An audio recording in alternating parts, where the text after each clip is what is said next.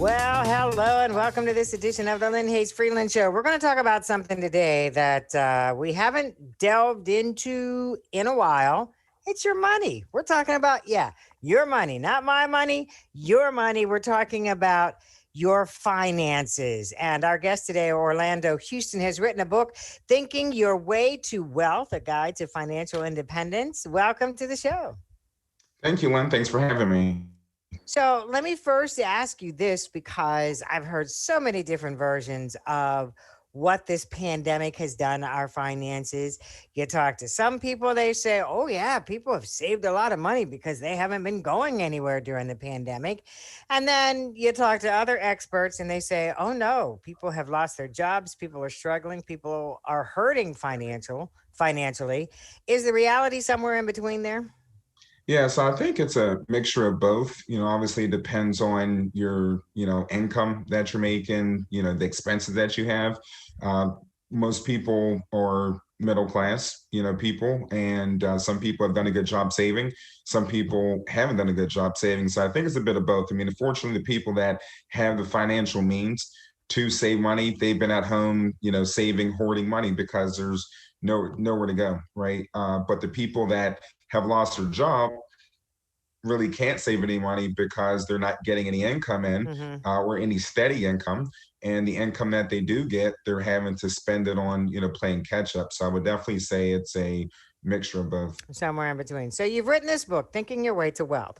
To me, when it comes to financial advice, and I'm going to go out on a limb here and say I'm speaking for a lot of people, but talking about your finances is almost like talking about your credit.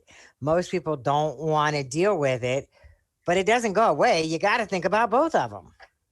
Sure. Yeah, you do have to think about both of them. So, your credit obviously is very important because unless you plan on paying cash for everything, you're going to need to have your credit score up to a certain point that is acceptable for lenders to give you, a good interest rate. Mm-hmm. But obviously, your finances are important too, so they go hand in hand. If you don't have your financial house, so to speak, in order, then the credit part's not going to fall in line either, because if you do have credit, you're not going to be able to pay it, or at least pay it on time, because you don't have your finances in an area that you should have them in to be comfortable.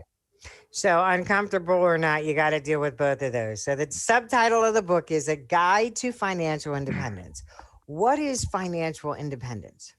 So financial independence is basically not having to rely on anybody to help you with bills. Also, financial independence is being able to live the life that you desire to live and not have to climb your way out of a hole with debt.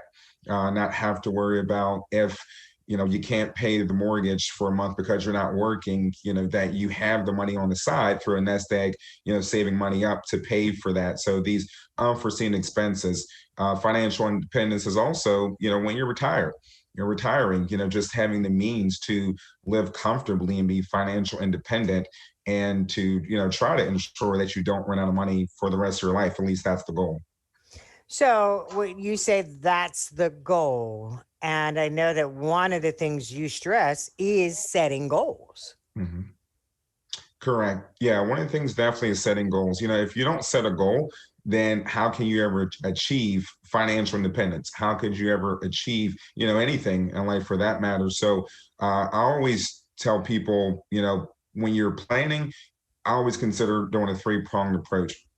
One, you have to prepare your mind, and this all goes into setting these goals. Prepare your mind to get ready to do something that you haven't done before, getting your finances in order.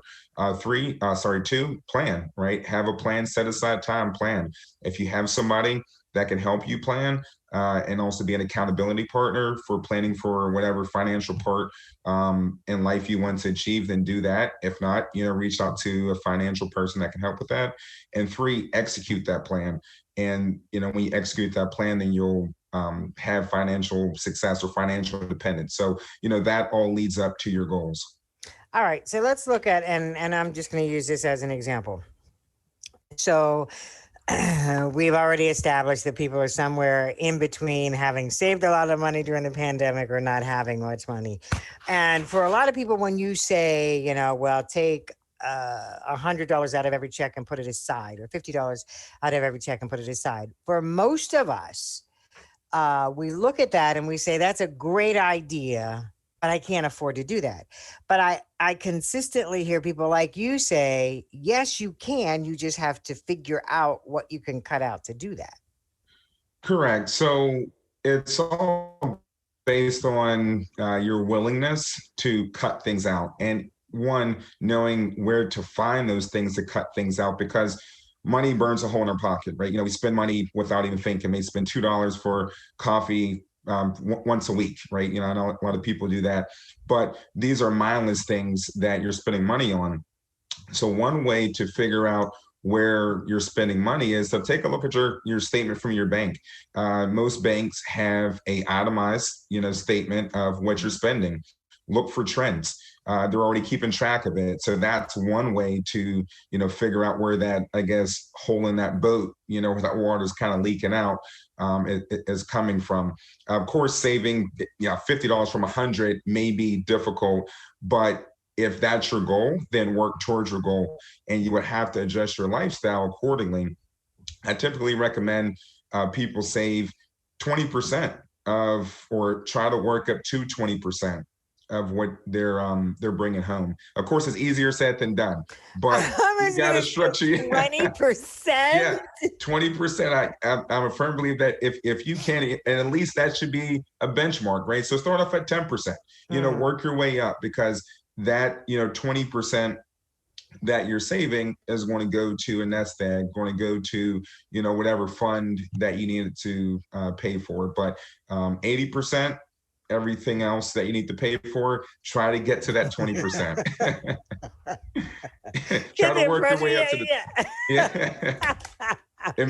It may be a lofty goal, but it is, believe me, whatever you set your mind to, you can achieve. You have to be disciplined to do it. Okay, we're going to hold that thought right there. Take a commercial break. Come back. We have a lot more to talk about. The book is called Thinking Your Way to Wealth, A Guide to Financial Independence. And guess who has a problem saving? We'll be right back.